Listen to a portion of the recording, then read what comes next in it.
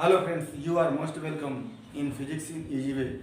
मित्रों, physics in easy वे में आपका बहुत बहुत स्वागत है। आपने पिछले वीडियो क्लिप में रेखीय पथ पर गति से संबंधित कुछ तथ्यों को पढ़ा, जिसमें आप निर्देश फ्रेम, वस्तु की गति, एक विमीय गति, द्विविमीय गति, त्रिविमीय गति, वस्तु की चाल, वस्तु के वेग से संबंधित तथ्यों को आपने देखा। आज हम जिस टॉपिक को लेकर के आपके सामने उपस्थित हैं उसका नाम है त्वरण, जिसको हम इंग्लिश में एक्सीलरेशन कहते हैं।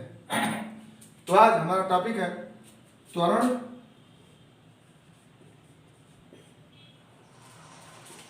या एक्सीलरेशन।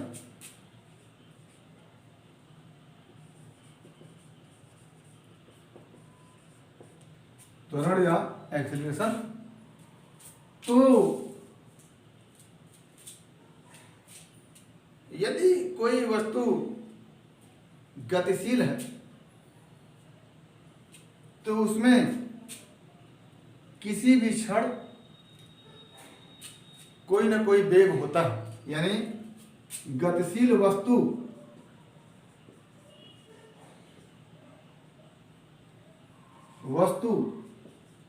में प्रत्येक क्षण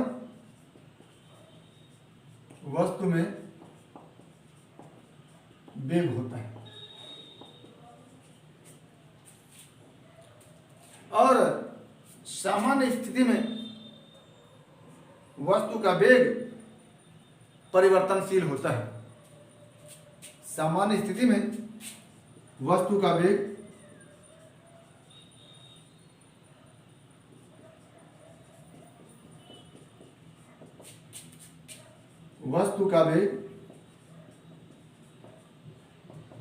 परिवर्तनशील होता है।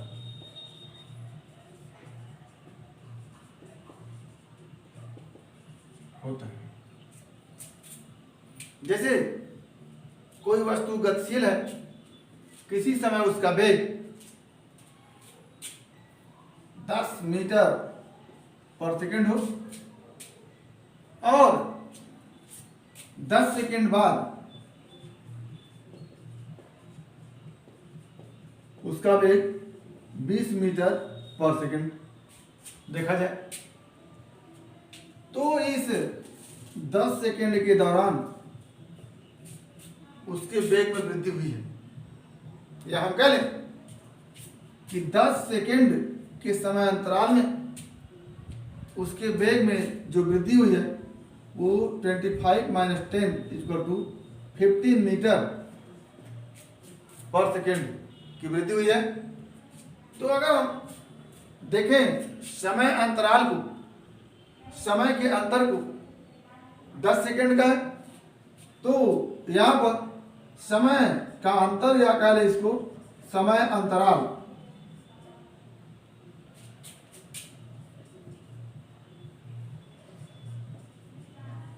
इसको डेल्टा टी से लिखेंगे, 10 सेकंड है। और वेग में वृद्धि यहाँ पर वृद्धि है, कहीं कमी भी होती है, तो वेग में वृद्धि ना लिख करके वेग में परिवर्तन लिख देते हैं। वेग में परिवर्तन डेल्टा भी जो है वो 15 मीटर पर सेकेंड है, या इसको दिखा देते हैं 25 - 10 = 15 मीटर पर सेकेंड का। तो यहां से ये निष्कर्ष निकल गया कि इस गतिशील वस्तु के वेग में 10 सेकंड में 15 मीटर पर सेकंड का परिवर्तन हो जाता है। अगर इसी परिवर्तन को हम 1 सेकंड में देख लें तो जो परिवर्तन 1 सेकंड में हुआ रहता है उसी को हम क्या कहते हैं? त्वरण कहते हैं। यानी the change in the velocity of a moving body during 1 second is called the acceleration of that body.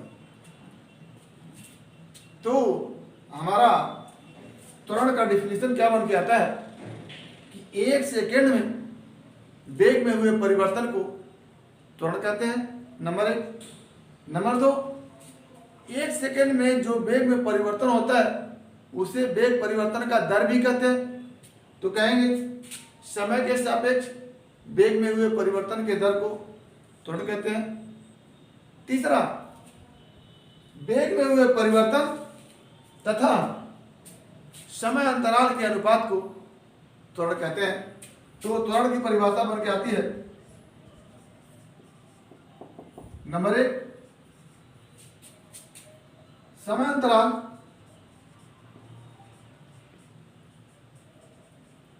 एक सेकेंड में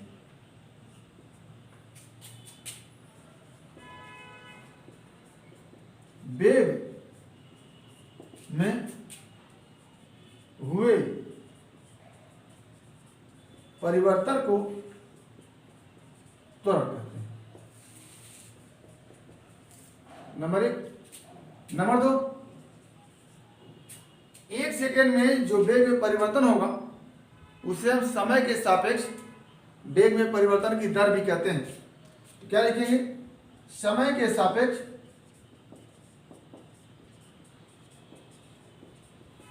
वेग में परिवर्तन की दर को त्वरण कहते हैं।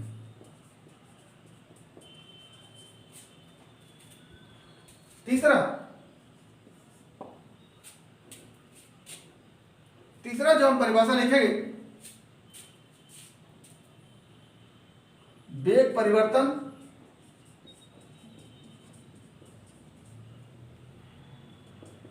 एवं समय अंतराल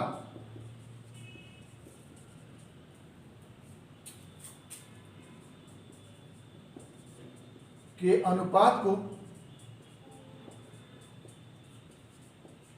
त्वरण कहते हैं। अब जनरल वे में जैसे हम कह लें कि यदि किसी गतिशील वस्तु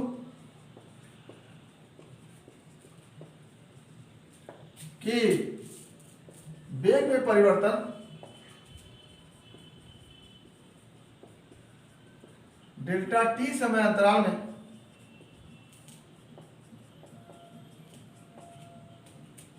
डेल्टा भी हो तो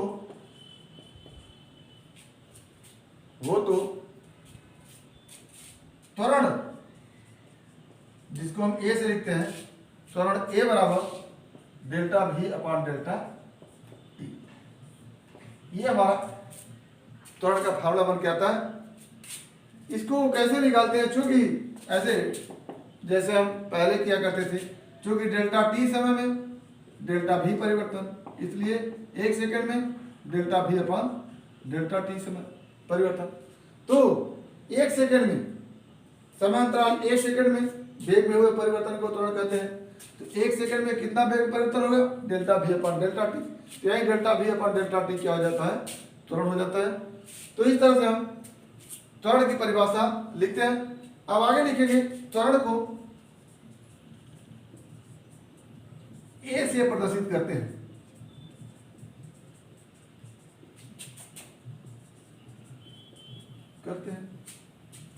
आगे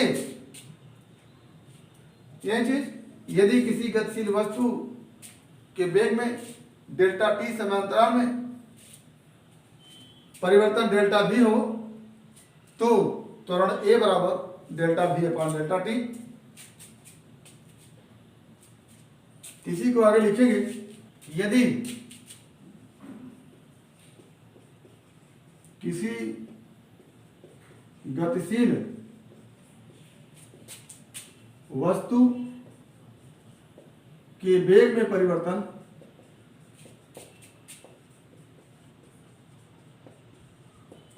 डेल्टा टी समांतराल में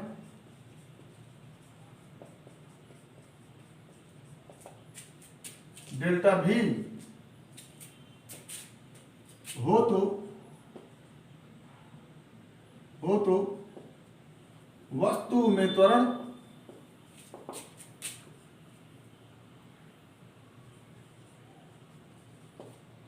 ए बराबर delta v upon delta t. Delta t समांतराल, डेल्टा भी वेग परिवर्तन।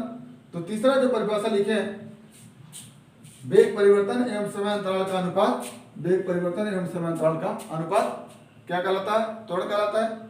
दूसरा परिभाषा लिखे हैं कि समय के सापेक्ष वेग में हुए परिवर्तन के दर को त्वरण कहते हैं।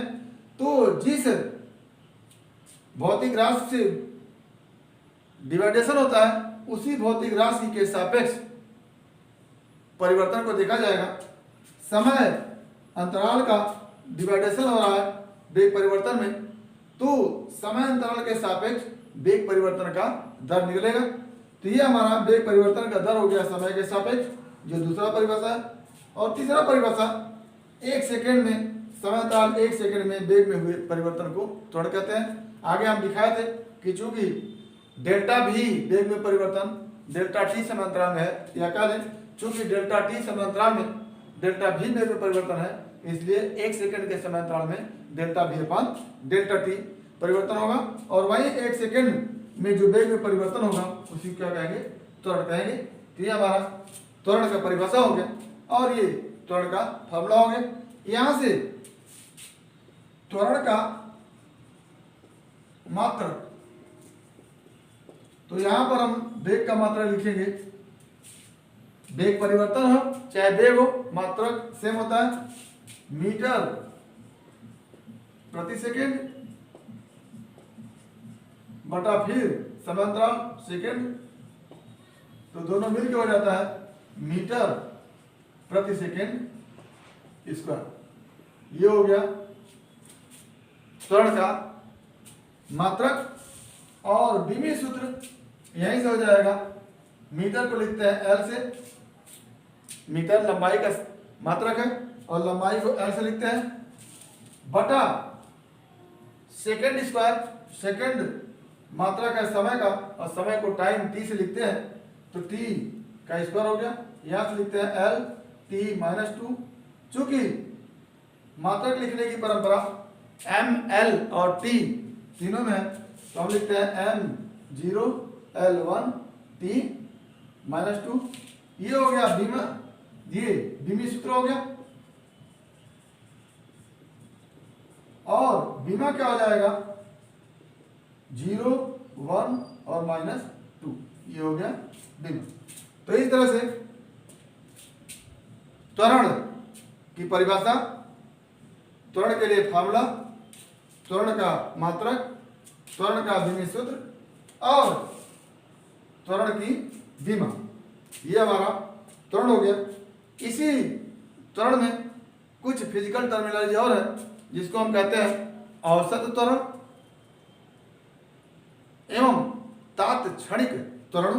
तो पहले हम औसत त्वरण को, एवरेज एक्सीलरेशन को देखते हैं।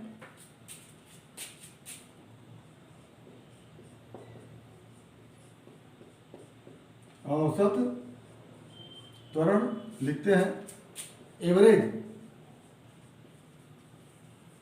एक्सीलरेशन।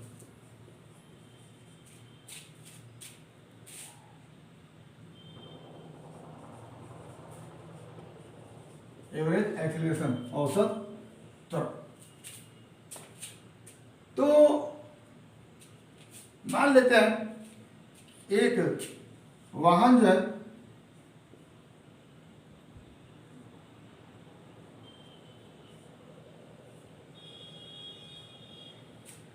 चल रही होती है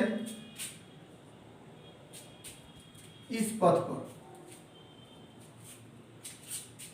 शुरू में इसका वेग 0 था, v=0, और 4 सेकेंड बाद इसका वेग v=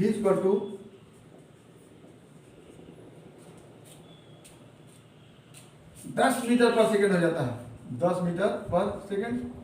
और अगले 4 सेकेंड में इसका वेग 35 मीटर पर सेकेंड हो जाता है। तो थोड़ा सा इस पहले 4 सेकेंड में हम त्वरण को देखेंगे और दूसरे 4 सेकेंड में इस त्वरण को देखेंगे। पहले 4 सेकेंड में जो वेग परिवर्तन होगा, प्रारंभिक 4 सेकेंड में वेग परिवर्तन, पहले वेग था 0, अब वेग हो गया 10 मीटर पर सेकेंड, तो हो जाएगा 10 माइनस 0 इक्वल टू 10 मीटर पर सेकेंड। इसको हम डेल्टा V से लिख दिए, डेल्टा V1 कह लीजिए। तो त्वरण क्या हो जाएगा, ए बराबर वेग परिवर्तन 10 बटा समांतराल 4, क्या हो गया 2.5 मीटर पर सेकेंड स्क्वायर। हम मात्रक पर सेकेंड स्क्वायर लिखेंगे, मीटर पर सेकेंड स्क्वायर। अब अंतिम 4 सेकेंड में त्वरण क्या हो जाएगा, फिर वही वेग परिवर्तन, अंतिम के 4 सेकेंड में वेग परिवर्तन कितना हो जाएगा 35 माइनस 10 अपान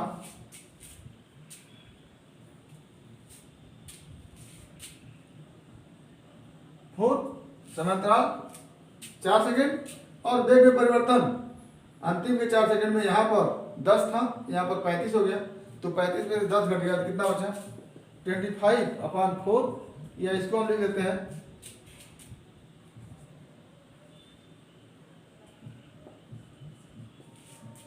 6.125। ये हमारा पहले त्वरण 2.5 था, बाद में त्वरण कितना हो गया 6.125 हो गया। इसका मतलब कि अलग अलग समयांतराल में वस्तु में त्वरण अलग अलग है।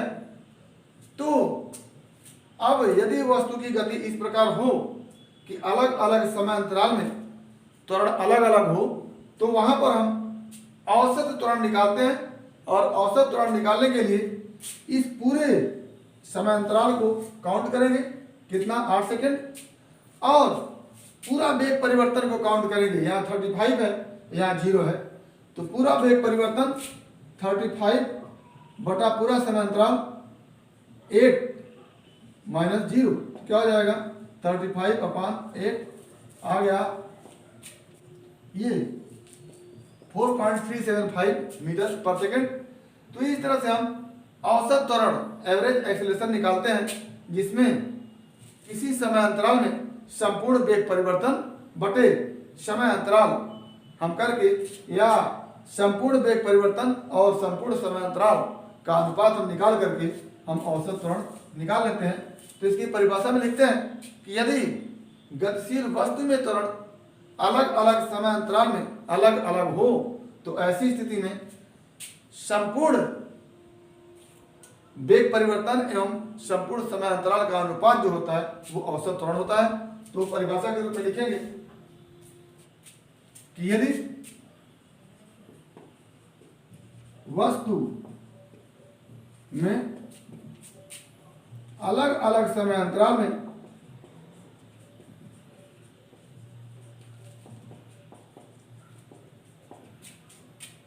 वेग परिवर्तन अलग अलग हो, वेग परिवर्तन अलग अलग हो, तो ऐसी स्थिति में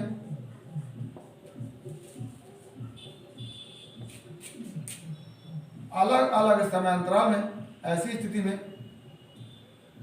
त्वरण भी अलग अलग होता है। जैसा आप निकाल के देखें,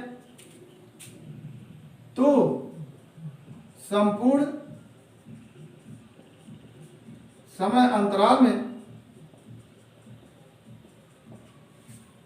वेग परिवर्तन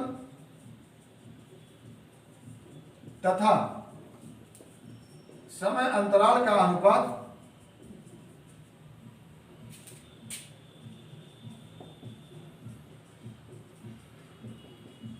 औसत त्वरण कहलाता है। औसत त्वरण कहलाता है। यदि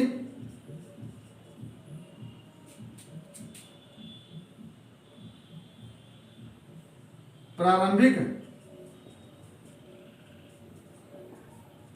समय t1 में वस्तु का वेग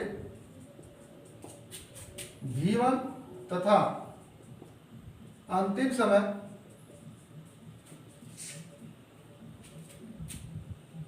यदि प्रारंभिक समय t1 पर वस्तु का वेग v1 तथा अंतिम समय t2 पर वस्तु का वेग v2 हो तो वेग परिवर्तन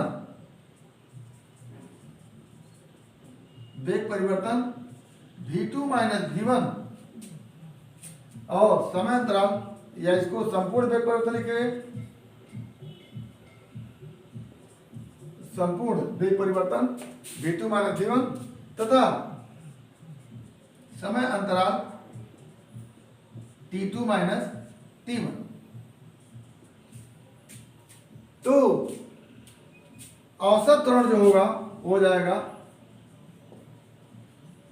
औसत त्वरण और v2 औसत त्वरण को हम a बार से लिखेंगे equal to v2 minus v1 बटा t2 माइनस t, ये होगा। तो ये औसत त्वरण हो गया। आगे यदि बाद का वेग कम हो और प्रारंभिक वेग ज्यादा हो तो v2 माइनस v1 क्या होगा? निगेटिव होगा और त्वरण क्या आएगा? निगेटिव आएगा। तो इसका मतलब यह है कि अगर त्वरण निगेटिव होता है तो अंत का वेग कम होता है और प्रारंभिक वेग अधिक होता है, यानी जो वाहन है वो शुरू में तेज चल रही हो और बाद में धीमी हो जाए तो ऐसी स्थिति में त्वरण का मान ऋणात्मक होता है, जिसको हम मंदन भी कहते हैं। यानी यदि त्वरण का मान धनात्मक होता है तो वो त्वरण होता है, लेकिन त्वरण का मान ऋणात्मक हो जाए या अंतिम वेग प्रारंभिक वेग की अपेक्षा कम हो जाए तो त्वरण के बजाय हम उसको मंदन कहते हैं। तो एक्सीलरेशन का ऋणात्मक मान जो होता है वो यह बताता है कि वस्तु की गति में वेग कम हो रहा है, और जब वेग कम हो रहा है तो उसमें त्वरण नहीं बल्कि क्या है? मंदन है। उसके बाद हम लिखते हैं तात्क्षणिक त्वरण, इंस्टेंटेनियस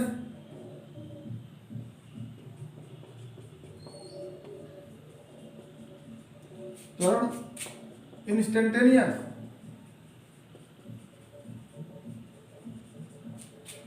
एक्सीलरेशन।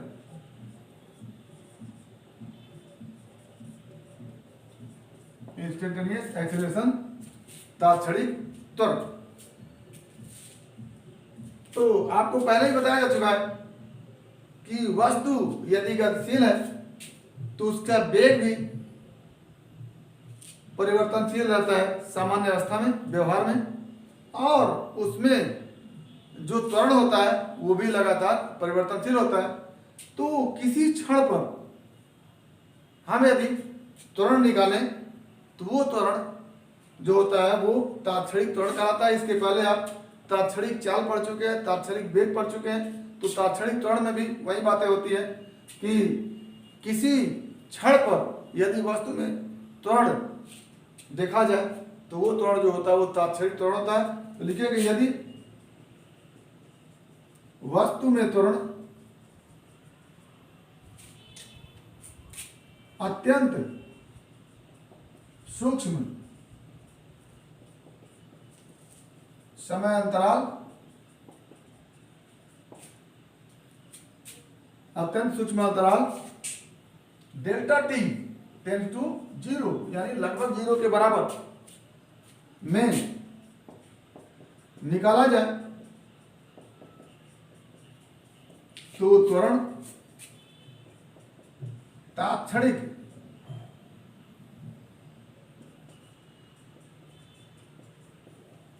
त्वरण कहलाता है। यानी तात्क्षणिक त्वरण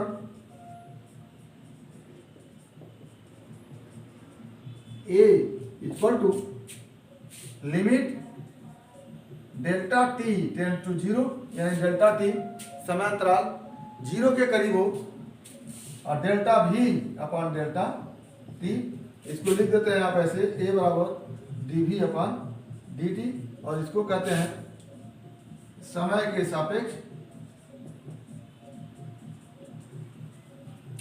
सापेक्ष वेग का अवकलन। यानी समय के सापेक्ष यदि वेग का अवकलन कर दें तो हमको क्या मिल के आता है, तात्क्षणिक त्वरण मिल करके आता है।